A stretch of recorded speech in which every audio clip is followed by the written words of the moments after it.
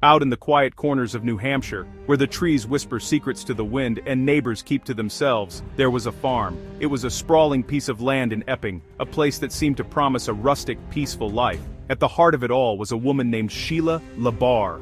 To those who met her, she was something of a character, a bit eccentric perhaps, but also charming.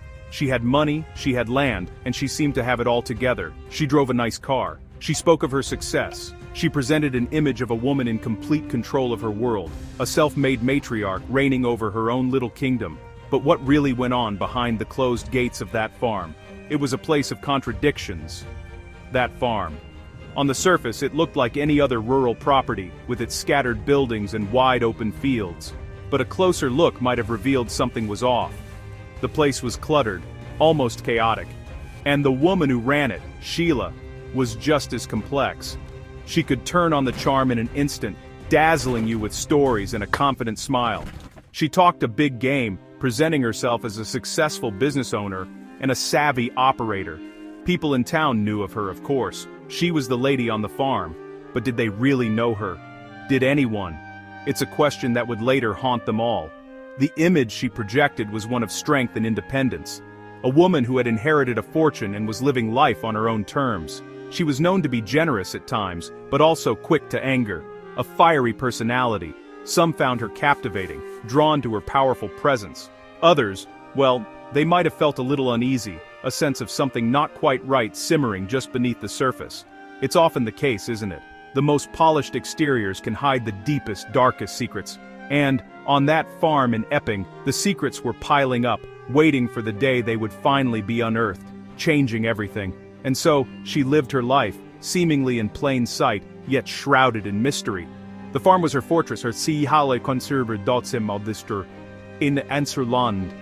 It was the stage upon which she played the part of the successful, if quirky, landowner. No one could have guessed what that stage was truly set for. No one could have imagined the darkness that was gathering there. A storm of cruelty and violence that was about to break. Because on that isolated farm, the charming lady was not at all what she seemed. She was something else entirely. Something far more dangerous. And she was waiting. Life for Sheila hadn't always been this way. She was once married. Her husband was a well-respected chiropractor named Dr. Wilfred Bill LaBarre. He was older than her, a gentle soul by all accounts. They lived together on that very same farm. It was his farm, his legacy. And, for a time, it seemed like a normal life. But then, Bill got sick. He passed away, leaving Sheila a widow. And, with his death, something inside her seemed to shift, to change in a fundamental way. She inherited the farm, the money, everything. She was alone, but she was also free. And that freedom would prove to be a very dangerous thing. The grief, or whatever it was she felt, didn't last long. Or if it did, she didn't show it. Instead, a new Sheila began to emerge. One who was looking for something, or someone. She started placing personal ads in newspapers and online. The ads were specific. She wasn't looking for a man her own age. No, she wanted someone younger, much younger. She described herself as a wealthy, attractive woman seeking a companion, a farmhand, a lover. It was a tantalizing offer, wasn't it? A promise of a new life, of stability, of romance, all wrapped up in one neat little package. The Lonely Hearts ads became her hunting ground. Why the younger men? It's a question that hangs in the air. Was it simply a preference, a desire to feel young and powerful? Or was it something more calculated? Younger men, especially those who were down on their luck, might be more trusting, more malleable, more vulnerable. She wasn't just looking for a date, she was looking for a particular kind of person. Someone she could mold, someone she could control. The ads were the bait, carefully crafted to lure in exactly who she was looking for. And soon, the men started to answer. They came, one by one, to the farm in Epping. The transformation was complete. The grieving widow was gone, replaced by a predator on the prowl. Her late husband's peaceful farm was about to become something else entirely. It was no longer a sanctuary, but a trap. She had the money, she had the land, and now, she had a method. A way to bring a steady stream of hopeful, unsuspecting men right to her door. Each one who answered her ad had no idea what they were walking into. They thought they were finding a lifeline, but they were really just stepping into the center of a spider's web. And the spider was Sheila LaBarre. So who were these men who answered her ads? They weren't executives or doctors. They were men on the margins, men who were struggling. Some were homeless, looking for a roof over their heads. Others were grappling with addiction, searching for a second chance. Many were just lonely souls, hoping to find a connection, a little bit of warmth in a cold world. They were vulnerable, and that vulnerability was exactly what Sheila LaBarre was looking for. She had an almost supernatural ability to spot it, to hone in on the people who needed help the most. Because the needy are so often the most trusting, aren't they? She would meet them, and the charm would be turned up to full blast. She wasn't just offering a place to stay, she was offering a dream. She would listen to their stories, their problems, their hopes. She'd nod sympathetically. She'd tell them she understood. She would promise them everything they wanted to hear. A home, a job, love. She would present herself as their savior, the one person who could lift them out of their troubles and give them the stable life they craved. It was an intoxicating performance, and for men who had nothing, it was impossible to resist. Trust was her currency. She collected it, banked it, and then spent it for her own twisted purposes. She would tell these men that they were special, that she saw something in them that no one else did. She'd call them her boyfriends, her husbands. She made them feel wanted, desired, important. For a man who has felt invisible his whole life, that kind of attention can be like a powerful drug. They would move onto the farm, believing they had finally found their safe harbor. They were so grateful, so eager to please. They had no idea that the price of this new life was their freedom. The farm became their entire world, isolated from friends, from family, from anyone who might notice something was wrong. She made sure of that. She would tell them that she was all they needed now, that the outside world was a dangerous place, and they were only safe with her. It was a classic technique of control, slowly cutting them off from their old lives until the only reality they knew was the one she created for them. They thought they were being cared for. In reality, they were being caged. And once the cage door was locked, the real Sheila LaBarre would begin to show herself. At first, life on the farm might have seemed all right. There was work to be done certainly, but there was also food on the table and a roof overhead. Sheila would be affectionate, doting even. She was the loving girlfriend, the generous benefactor. But then, the mood would shift. Suddenly and without warning, the charm would vanish, replaced by a cold, cutting cruelty. An argument over nothing, a perceived slight, and the abuse would begin. It started with words, a torrent of insults designed to belittle and break them down. She would attack their manhood, their intelligence, their very worth as human beings. It was a relentless psychological assault. And then, it would escalate.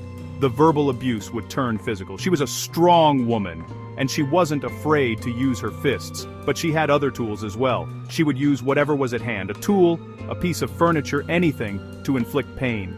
The cycle was vicious and unpredictable. One moment, she was their lover. The next, she was their tormentor. The men were kept in a constant state of confusion and fear, never knowing which Sheila they were going to get. This psychological whiplash was a powerful form of control. It kept them off balance, desperate to please her just to avoid the next explosion of rage. But her most insidious weapon was accusation. She would suddenly accuse them of stealing from her, of cheating on her, of plotting against her. These accusations were baseless, of course, but she would deliver them with such conviction that the men were thrown into a panic. She would become the victim, screaming that they had betrayed her trust after everything she had done for them. And then came the most twisted part of her game. She would force them to write confessions. She would dictate the words, making them admit to crimes they never committed, and force them to sign the documents. These forced confessions were her ultimate tool of control. They were leverage, insurance. If they ever thought about leaving, if they ever considered going to the police, she had their own signed words to use against them. She would threaten to turn the confessions over to the authorities, ensuring they would be the ones to go to jail. They were trapped, physically isolated on the farm and psychologically bound by these false documents. There was no escape.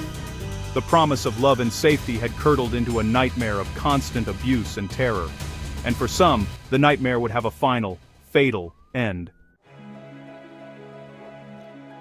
One of the men who answered Sheila's ad was named Michael Deloge. He was a young man in his late 20s with a gentle nature. He was also a man with troubles. He was struggling, looking for a place to land, a way to get his feet back under him. He met Sheila, and like the others, he fell for the story she sold. He moved onto the farm, believing he had found a partner and a home. For a while, he was her boyfriend, but soon, the familiar dark pattern began. The love turned to rage, the affection to abuse.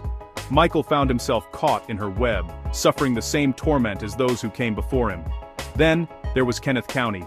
He was in his early 20s, a young man from Massachusetts with a developmental disability. He was kind, trusting, and incredibly vulnerable. He met Sheila online. She promised him a new life, a loving relationship. His family was worried, but Kenny was an adult, and he was convinced he had found happiness. In February of 2006, he packed his bags and went to live with Sheila on the Epping farm. He told his family he was in love. He had no idea he was walking toward his own death. He was, in many ways, the perfect victim for Sheila LaBarre. Innocent, isolated, and completely unsuspecting of the evil that awaited him. For Michael Deloge, the abuse became unbearable, but the exact moment of his death remains shrouded in the grim secrets of that farm. What is known is that he disappeared. Sheila told people he had simply left, but he was never seen or heard from again. Later, investigators would piece together a horrifying story. Sheila had shot him. She killed him with a .22 caliber rifle, ending his life in the very place he thought was his sanctuary.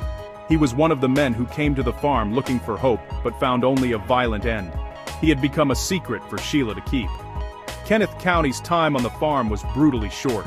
Within days of his arrival, Sheila's violent temper erupted. The romance she promised turned into a hell of torture and humiliation. She accused him of infidelity. She beat him. She tied him to a chair. And then, she killed him. She stabbed him to death. Two men, Michael Deloge and Kenneth Countie, both young, both vulnerable, both lured to a farm in New Hampshire with promises of love. Both were murdered by the woman who had promised to save them. They were the two victims authorities could prove, but the question always lingered, were there others?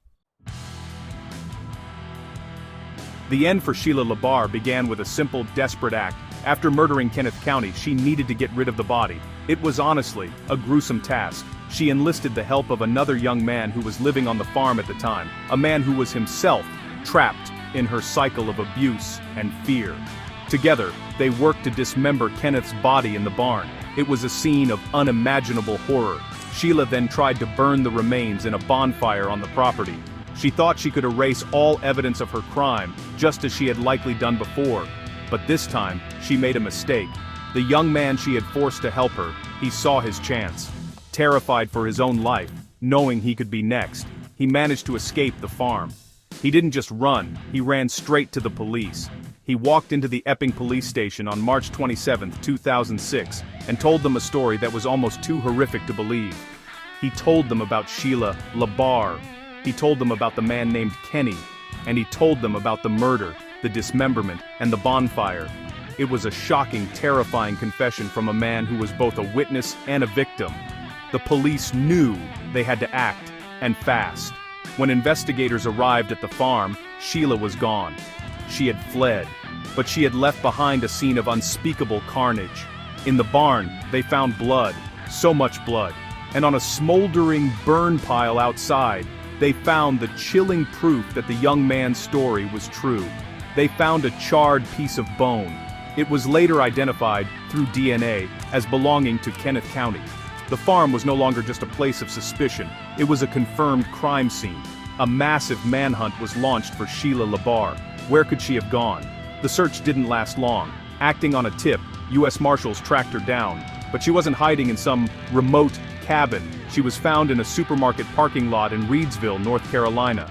The dramatic arrest was caught on camera. Sheila, looking disheveled and frantic, was surrounded by officers. She didn't go quietly. She screamed. She fought. She claimed it was all a setup. But it was over. The reign of terror on the Epping farm had come to an end. The charming lady of the farm was now in custody, her dark secrets finally dragged out into the light. The trial of Sheila LaBarre was a spectacle. It was a deep dive into a mind that seemed both cunning and completely detached from reality. As the prosecution laid out its case, detailing the gruesome murders of Kenneth Countie and Michael Deloge, Sheila offered a defense that was nothing short of bizarre. She didn't deny the killings. Instead, she claimed she was on a divine mission. She told the court that she was an angel sent by God, and that her purpose on earth was to punish sinners. The men she killed, she claimed, were demons, pedophiles, and she was simply carrying out God's work. Her defense team argued that she was not guilty by reason of insanity. They painted a picture of a woman plagued by severe mental illness, suffering from schizoaffective disorder and delusional beliefs. Psychiatrists testified for the defense, describing a person living in a fantasy world, unable to distinguish right from wrong. They spoke of her claims of communicating with God, of her belief in her own divinity. Was she a cold-blooded killer, or a woman so lost in her own madness that she was no longer responsible for her actions? That was the question the jury had to answer. It's a tough line to draw, isn't it? The line between evil and insanity. The prosecution, however, presented a very different picture. They argued that Sheila LaBarre was not insane, but was in fact a manipulative and calculating predator. They pointed to her actions after the murders as proof. She had tried to conceal the evidence, burning Kenneth Countie's body. She had fled the state to avoid capture. These, they argued, were not the actions of someone who didn't know what they were doing was wrong. They were the actions of a guilty person trying to get away with murder. Her claims of a divine mission, they suggested, were just another performance, another lie, in a lifetime of them. In the end, the jury had to decide. They listened to the horrific details of the murders. They heard the testimony about the abuse, the confessions, the control. They considered the claims of insanity and the arguments for calculated evil. After deliberating, they reached their verdict. They found Sheila LaBarre guilty of 2 counts of first-degree murder. They rejected her insanity defense. They saw her not as an angel, but as a killer. She was sentenced to life in prison without the possibility of parole, ensuring that the lady of the farm would never be free to harm anyone again. With Sheila LaBarre behind bars, a chilling question remained, a question that still whispers in the quiet corners of Epping. Were Michael Deloge and Kenneth Countie her only victims, or were there more? Over the years, Sheila had a steady stream of young, vulnerable men passing through her farm. Men who, like Deloge and Countie, were disconnected from family and society. Men who could disappear without anyone raising an alarm for weeks, months, or even years. The thought is a haunting one. How many others answered her ad and never left the farm? Investigators certainly had their suspicions. When they searched the property, they found a disturbing collection of personal items that didn't belong to Sheila. They found social security cards, driver's licenses, and other forms of identification belonging to dozens of different men. Were these just souvenirs from boyfriends who had come and gone, or were they trophies? Trophies taken from victims whose bodies were never found. The farm was a large, cluttered property, a place with plenty of space to hide a secret, or many secrets. The thought that other victims could still be buried there is a grim possibility that has never been fully dismissed. And then there were the survivors, men who had lived on the farm, endured the abuse, and somehow managed to get away. The young man who went to the police was one of them. Others came forward after her arrest, telling stories that mirrored each other with terrifying consistency. They spoke of the initial charm, the promises of love, and the swift descent into violence and control. They talked about the forced confessions, the constant threats, the feeling of being utterly trapped. Their stories painted a clear picture of her methods, a blueprint for how she broke people down. Their survival was a matter of luck, of timing, of finding a moment to escape before it was too late. Sheila herself added to the mystery. In interviews from prison, she would sometimes hint at other victims, her stories changing with her mood. One moment she'd deny everything, the next she'd make a cryptic comment suggesting the body count was higher. Was she just playing games trying to maintain a sense of power even from behind bars, or was she telling a fragmented version of a much darker truth? We may never know for sure. The full scope of her crimes may forever be locked away in her own mind, leaving only silence and the lingering suspicion that more men met their end on that lonely New Hampshire farm. The story of Sheila LaBarre is a stark and brutal reminder of a terrifying truth. The most dangerous monsters don't always lurk in the shadows. Sometimes they smile, they offer a helping hand, They whisper promises of love and safety. Predators can wear the most convincing masks, and one of the most effective masks of all is that of a romantic partner. They understand that the human heart has a deep-seated need for connection, for love, for a place to belong, and they know how to exploit that need for their own dark purposes. It's a chilling thought, isn't it, that a search for love could lead you straight into the hands of a killer. Sheila LaBarre perfected this method. She used the language of romance as a weapon. Her personal ads were not just a way to meet people, they were a hunting strategy. She targeted the lonely and the vulnerable because she knew they were hungry for the very things she pretended to offer. She built a fantasy, a beautiful illusion of a shared future, and used it to lure her victims into isolation. Once they were on her farm, cut off from the rest of the world, the illusion would shatter, revealing the horrifying reality that lay beneath. The promise of a loving home became a prison from which there was no easy escape. This story forces us to look at the world with a little more caution. It teaches us that charm can be a tool, and kindness can be a tactic.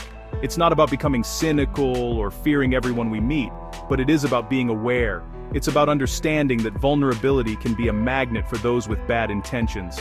It's a reminder to trust our instincts, that little voice in the back of our head that tells us when something feels wrong. And it's a warning about the dangers of moving too fast, of giving someone complete control over our lives before we truly know who they are. In the end, Sheila LaBarre was not a divine angel or a misunderstood woman lost to madness. She was a predator who used the universal desire for love as her bait. Her case is an extreme example, to be sure, but the pattern is a classic one.